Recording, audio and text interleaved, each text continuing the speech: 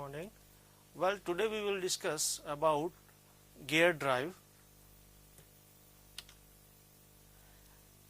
In this case, you can see the various arrangements of the gears. The gears are connected externally. Here you can see. So, what is gear? Basically, gear is a component within a transmission device that transmits rotational torque by applying a force to the teeth of another gear or device. In the diagram, the two gears are connected with each other externally. In this case, the distance between the two shafts is very small and there is no other connection in between the two gears. So, power can be or the motion can be transmitted through a small distance with the help of gear. Nowadays, gears are widely used in most of the components. For example, in wristwatches, cameras, lathe machine, and many other components in the daily life. We use the gear. The motion or the power can be transmitted with the help of belt or the ropes. हम belt और रोप की help से भी power को transmit कर सकते हैं through large distances. अगर डिस्टेंसेस लार्ज हैं तो हम उसको बेल्ट और रोप की हेल्प से पावर को ट्रांसमिट कर सकते हैं. But the power transmission with the help of belt and rope is not positive due to the slip and creep. Slip और क्रीप के फिनोमिनन की वजह से the power transmitted by belt and rope is not positive. हाँ, बिल्कुल जब बहुत ज़्यादा एक्यूरेट नहीं होती और खासकर जहाँ पे प्रिसीजन है वहाँ पे हम इसको ज़्यादा यूज़ नहीं कर सकते. लॉन्ग डिस्टेंसेस के लिए हम बेल्ट और रोप को यूज़ करते हैं for the power transmission. But जहाँ पे हमें high accuracy for the short distances, जहाँ पे शॉर्ट डिस्टेंस है और हमें हाई एक्यूरेसी चाहिए तो वहाँ पे हम गियर्स का यूज़ कर सकते हैं. If the distance between the two shafts is very small and power to be transmitted is small, then this transmission can be done with the help of two discs. For example, अगर हमें power transmission करना है जो कि काफ़ी small है तो हम दो डिस्क ले लेते हैं, D1 and this D2. This disc is D1 and this disc is D2. इस केस के अंदर अगर ये इस डायरेक्शन में रोटेट कर रही है, मीन्स एंटी क्लॉकवाइज रोटेट कर रही है, तो ये क्लॉकवाइज रोटेट करेगी. जब भी दो गियर्स या दो डिस्क आपस में ऐसे एक्सटर्नली जुड़ेंगी तो उन दोनों की जो मोशन होगी वो अपोजिट नेचर की होंगी. अगर एक एंटी क्लॉकवाइज रोटेट कर रही है तो दूसरी क्लॉकवाइज रोटेट करेगी. अब इस केस के अंदर दो डिस्क ले ली, यहाँ पे ड्यू टू फ्रिक्शन, इन दोनों डिस्क को हम फ्रिक्शन डिस्क भी बोल सकते हैं. Due to friction the motion will transmit from, suppose this is the driver and this is driven. एक ड्राइवर होता है, एक ड्रिवन होता है. ड्राइवर कौन सा है? जो मोशन को ट्रांसमिट करता है, और ये ड्रिवन है जो कि मोशन गेन करता है थ्रू ड्राइवर. तो ड्राइवर मोशन को ट्रांसमिट करता है ड्रिवन को. अब इस केस में हमने मोशन ट्रांसमिट करनी है, पावर ट्रांसमिट करनी है. अगर स्मॉल है, distances between the to shaft, suppose कि ये शाफ्ट के लिए है, दोनों शाफ्ट के बीच का जो डिस्टेंस है सपोज कि काफ़ी स्मॉल है, और जो हमने पावर ट्रांसमिट करनी है वो भी हमारी काफ़ी स्मॉल है, तो हम इन दो डिस्क की हेल्प से पावर को ट्रांसमिट करता है, provided there is no slip between the disc. But if we want to transmit more power, then we require some recesses or the projections in the form of teeth. क्या है कि जो belt और रोप का case है या जैसे disc का केस है, अगर हमें पावर जब ट्रांसमिट करते हैं तो उस केस के अंदर स्लिप और क्रीप की वजह से जो ड्राइव है दैट इज नॉट पॉजिटिव. पर जब हम अब इसको स्लिप वगैरह को, हम अगर स्लिप को अवॉइड करना है तो we require some projections or recesses on this disc. These projections or recesses are known as teeth या tooth on the gear. So gear के ऊपर क्या है कि टीथ कट किए होते हैं जो कि एक दूसरे में मैश किए होते हैं. अब जैसे इस गियर के अंदर है, ये आपको जो लाइंस नजर आ रही हैं, these are known as teeth. एक टीथ दूसरे गियर के टीथ में मैश कर जाता है और उनके बीच में कॉन्टैक्ट बन जाता है, जिससे कि without slipping the power can be transmitted from one gear to another gear. यहाँ पे दो गियर जो आपस में जुड़े हुए हैं, तो छोटे वाले गियर को हम बोलते हैं पिनियन और बड़े वाले को गियर व्हील. इसमें दोनों गियर नजर आ रहे हैं कि एक बड़ा गियर है, एक छोटा गियर है. छोटे गियर में हम बोलेंगे इसको पिनियन और बड़े गियर को हम गियर व्हील. अगर जैसे ये तो एक्सटर्नली कनेक्टेड है, अगर इंटरनली कनेक्टेड है तो जो इनर साइड का जो होगा उसको हम एनुलर गियर बोलते हैं. Function of gear. It is a positive drive that transmits the exact velocity ratio. It transmits large powers. अब इसको हम गियर्स को जो खासकर जो हम एग्जैक्ट वेलोसिटी रेशियो को ट्रांसमिट करने के लिए, और ये पॉजिटिव ड्राइव है, स्लिपेज के चांसेस में मिनिमम होते हैं, ऑलमोस्ट नेग्लिजिबल होते हैं इसमें, और हम we can transmit large powers also. Now what are the various advantages and disadvantages of gears. Gears की काफ़ी एडवांटेजेस हैं और डिसएडवांटेजेस भी हैं. एडवांटेज क्या है कि it is very compact due to the short distance. जो गियर है, गियर का जो सिस्टम है, that is very compact as compare to other systems like belt and rope due to the small distance. क्योंकि belt और rope के अंदर तो हम जनरली प्रेफर करते हैं बेल्ट और रोप को जब हमें लार्ज डिस्टेंस को पे पावर ट्रांसमिट करनी है. जैसे कि आप लोग डेली लाइफ के अंदर जैसे आटा चक्की है, आटा चक्की के अंदर क्या है कि हमें जो पावर ट्रांसमिट करते हैं लॉन्ग बेल्ट की हेल्प से हम पावर को ट्रांसमिट करते हैं. और जैसे होस्ट के अंदर है, उसके अंदर हम रोप्स की हेल्प से पावर को ट्रांसमिट करते हैं. मतलब लॉन्ग डिस्टेंसेस के लिए हम बेल्ट और रोप को प्रेफर करते हैं. और स्मॉल डिस्टेंस की वजह से जो गियर का जो अरेंजमेंट है that is very compact. Second क्या है कि it gives a positive drive. It gives a positive drive and generally it transmit the constant velocity ratio. Third, it is more reliable and highly efficient, and its operation is very simple. Next, it can be used for precise timing. For example, in case of wrist watches or other watches, we use the gears for precise timing. It requires less maintenance and it has the longest surface life as compared to other transmission systems. It can drive much more heavier loads than the other systems.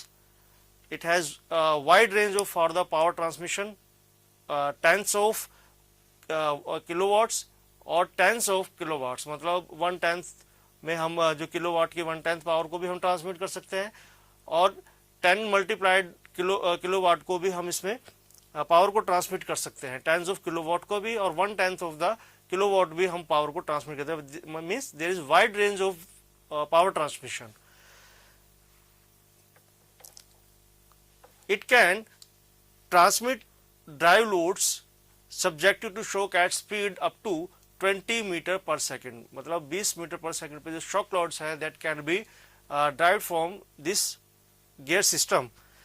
इसके कुछ disadvantages भी हैं. जैसे ये कुछ हमने advantages discuss किए हैं, इसके बाद कुछ इसकी डिसएडवांटेजेस भी है. फर्स्ट, एक तो उसका जो मैन्युफैक्चरिंग प्रोसेस है that is complex.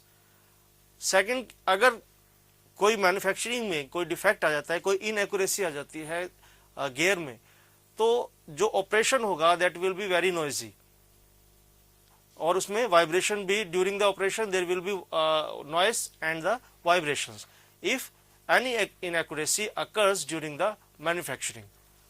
Thirdly, it is not suitable for the long distances. ज़्यादा जब हमें पावर ट्रांसमिट करनी है ज़्यादा लॉन्ग डिस्टेंस पे, तो वहाँ के लिए प्रेफरेबल नहीं होता.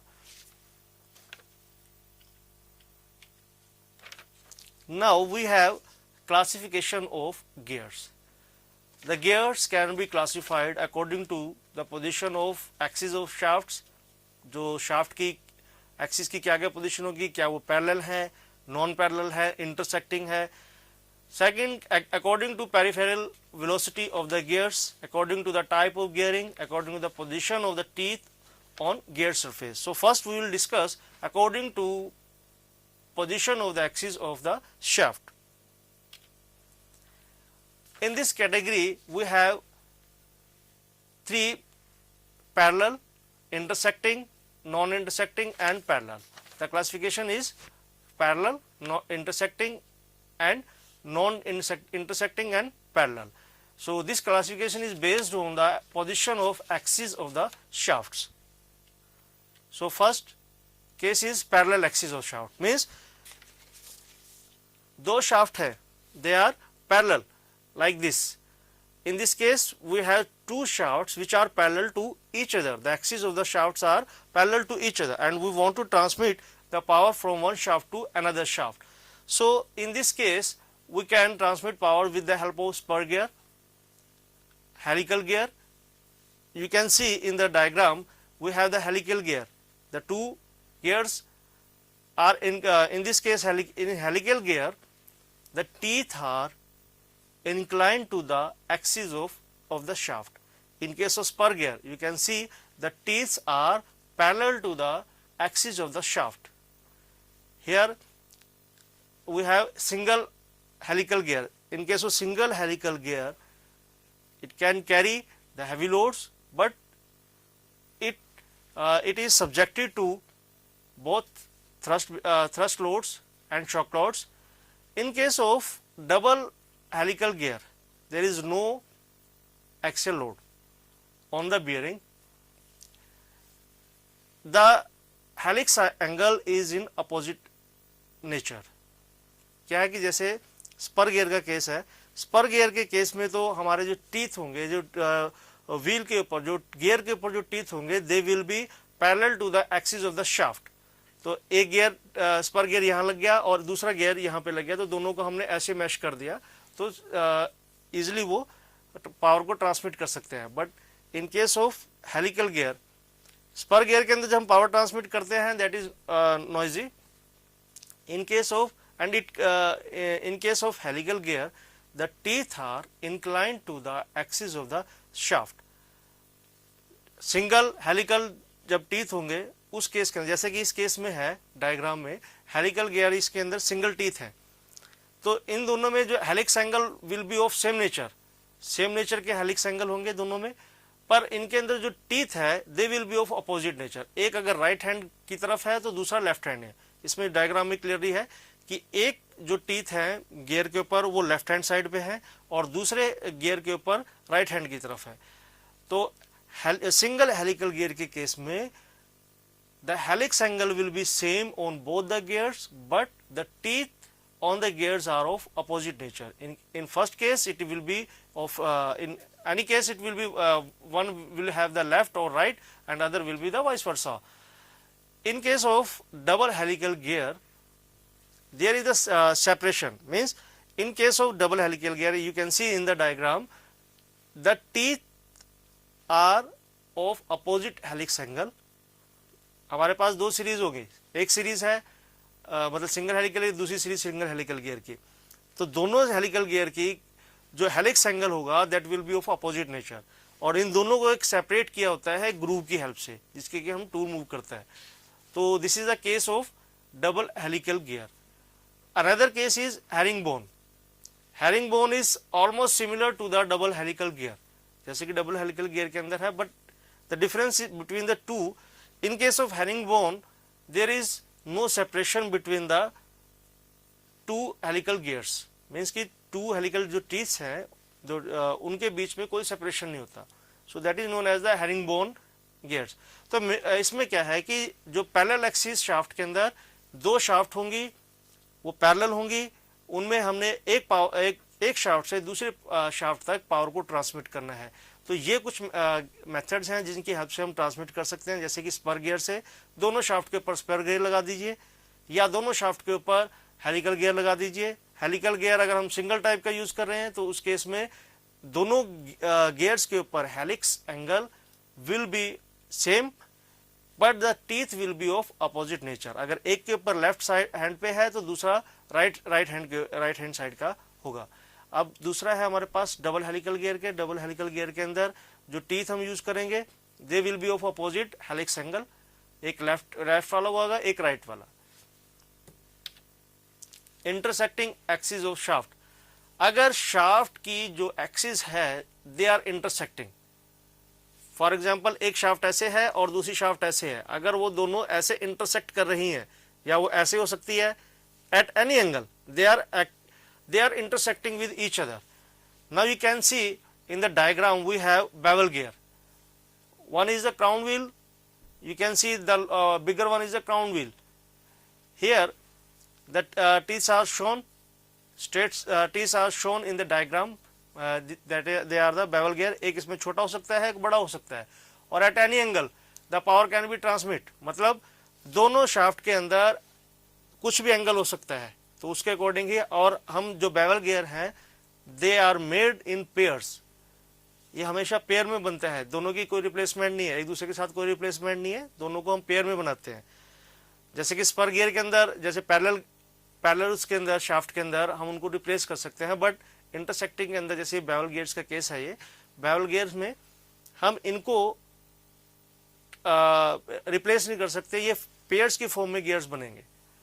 जब दो शाफ्ट सपोज कि this is one and this is the second, इन दोनों के बीच में कुछ एंगल है और हमें वहां पे पावर ट्रांसमिट करनी है. दोनों इंटरसेक्ट कर रहे हैं, दोनों शाफ्ट की एक्सिस इंटरसेक्ट कर रही है एट सर्टेन पॉइंट. तो उस केस के अंदर हम जैसे बेवल गियर हमने इसमें यूज किया है, तो बेवल गियर के अंदर एक आपको बड़ा व्हील नजर आ रहा है, एक छोटा नजर आ रहा है. ये किसी भी एंगल पे हो सकते हैं, provided the axis of the both the shaft should be intersecting. दूसरा है माइटर गियर.